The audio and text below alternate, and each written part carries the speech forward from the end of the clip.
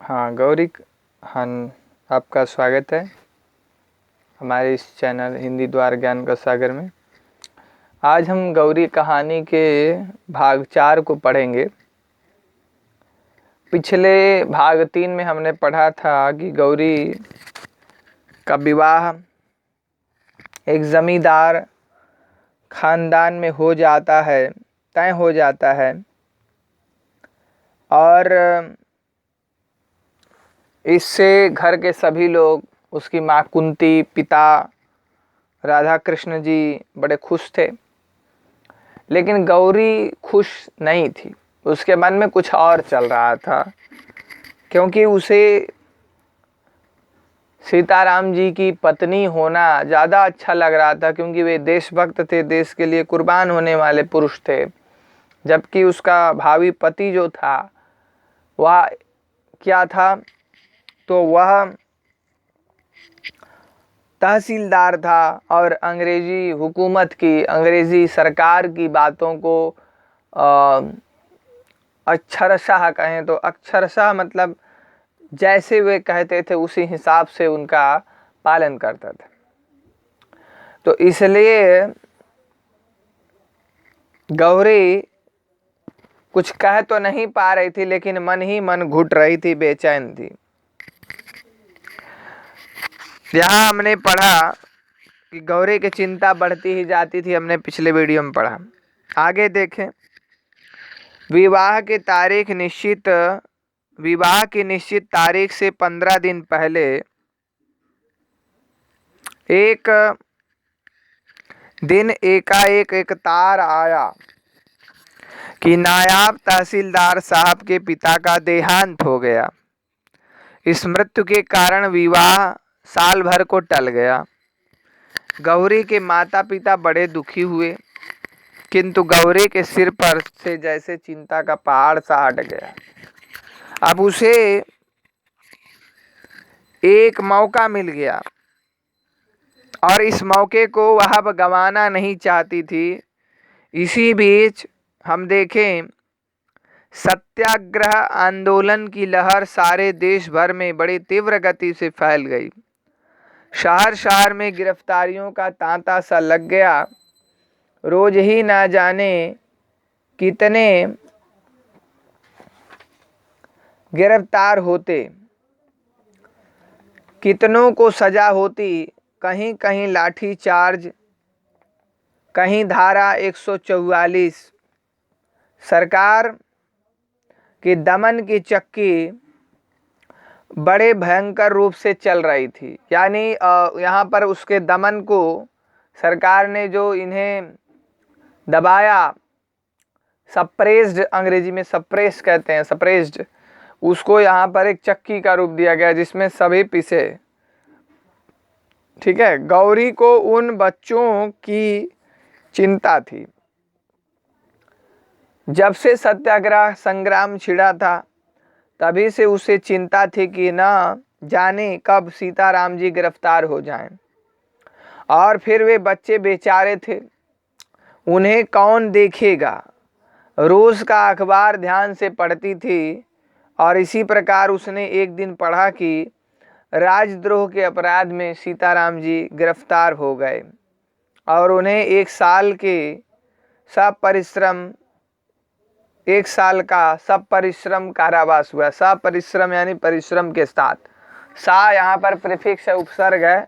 सा उपसर्ग जहाँ लगता है वहाँ साथ हो जाता है ना, सपरिवार है ना, सपत्नी कैसा। ठीक है।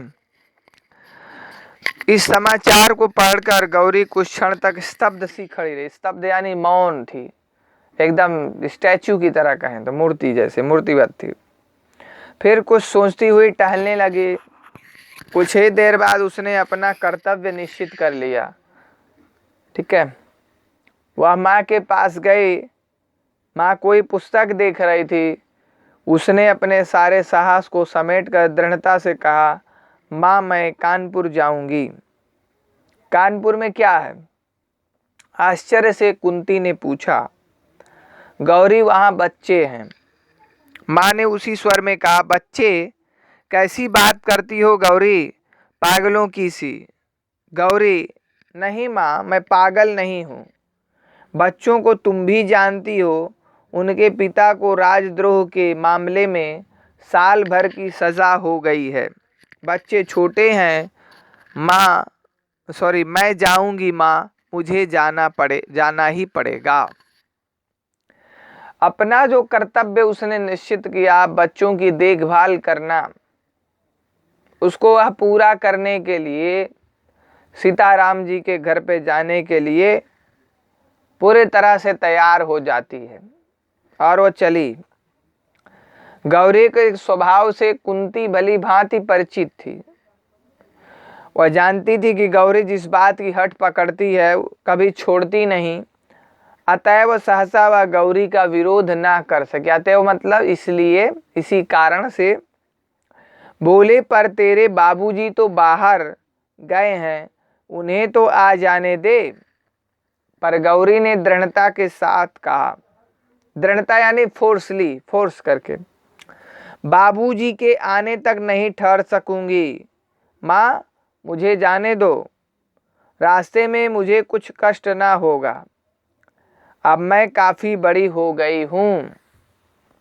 और उसी दिन शाम को एक नौकर के साथ गौरी कानपुर चली गई। आपने पढ़ा और जान लिया कि जो सीताराम जी थे वह कानपुर में रहते थे। ठीक है, हमें इस बात ये शॉर्ट क्वेश्चन में पूछा जा सकता है एग्जाम के हिसाब से, लहजे से आप याद रखिए। साल भर बाद अपनी सजा पूरी करके सीताराम जी घर लौटे। इस साल भर के भीतर उन्होंने एक बार भी बच्ची को न देखा था। उन्हें कायदे के अनुसार लगातार हर महीने उनका कुशल समाचार मिल जाता था, पर उन्हें बच्चों की चिंता बनी ही रहती थी। जिस कहारिन के भरोसे वे बच्चे को छोड़ गए थे उसके भी 3-4 बच्चे थे। कहारिन यानी जो पानी भरती है, ठीक है, पहले पुराने सिस्टम में पानी भरने के लिए घर में रख लेते थे लोग, तो ठीक है, तो वह बच्चों को कैसे रखेगी सो सीताराम जी जानते थे, पर व्यवस्था थी क्या करते। सवेरे 6 बजे ही जेल से मुक्त कर दिए गए। एक टांगे पर बैठकर वे घर की ओर चले। जेब में कुछ पैसे थे। एक जगह गरम गरम जलेबियां बन रही थी, बच्चों के लिए थोड़ी सी खरीद ली।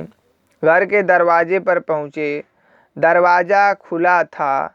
घर के अंदर पैर रखने में हृदय धड़कता था, ना जाने बच्चे किस हालत में हो। वे चोरों की तरह चुपके चुपके घर में घुसे, परंतु यह क्या, आंगन में पहुंचते ही वे ठगे से खड़े रह गए, जैसे कोई ठग लेता है। फिर जरा आगे बढ़कर उन्होंने कहा, आप। गौरी ने झुककर उनकी पद धूली माथे से लगा ली। ठीक है, कहानी यहाँ पर खत्म हो गई। और कहानी तो खत्म हो गई, लेकिन भाव क्या है? भाव यही है, यह कहानी स्वतंत्रता आंदोलन के नायकों पर केंद्रित करके लिखी गई है। वह कालखंड जो था, उस कालखंड में आज़ादी के लिए संघर्ष चल रहा था, महात्मा गांधी का सत्याग्रह चल रहा था। इसलिए उस सत्याग्रह का प्रभाव, उस सत्याग्रह के आंदोलन का प्रभाव इस कहानी पर है। तो गौरी कहानी एक स्वतंत्रता आंदोलन जो करते हैं लोग, उनके साथ साथ उन आंदोलनकारियों के परिवार को संभालने में, उनको एक प्लेटफॉर्म देने में किसी ना किसी स्त्री का हाथ जरूर रहता है। तो यहाँ पर यही दर्शाया जा रहा है, गौरी ने उनके परिवार को संभाल करके, उनके बच्चों को संभाल करके, और सच्चे अर्थ में जो गृहिणी होती है उसका उत्तरदायित्व निभाया है। यही इस कहानी के माध्यम से कहा जा रहा है। हम नेक्स्ट वीडियो में इसका सारांश देख लेंगे, प्रश्नोत्तर तो हम आज बता दे रहे हैं इसका। देखिए, सीताराम जी को किस कारण जेल हुई तथा उन्हें किस बात की चिंता अधिक थी और क्यों, ये क्वेश्चन है एक। दूसरा है, गौरी के पिता ने सीताराम जी को विवाह के लिए क्यों मना किया। तीसरा है गौरी का चरित्र चित्रण कीजिए। यहाँ जो मेंशन लिखा हुआ है, देखिए यहाँ पर चौथा प्रश्न जो बन सकता है वह बन सकता है कि गौरी कहानी की समीक्षा कीजिए। अब देखिए परीक्षा कैसे होगी, हम इसके बारे में कोई निश्चित रूप से तो कह नहीं सकते हैं। अब देखिए ऑनलाइन अगर परीक्षा होगी तो हो सकता है जैसे फर्स्ट टर्म हुआ था उसी तरह सेकंड टर्म भी हो।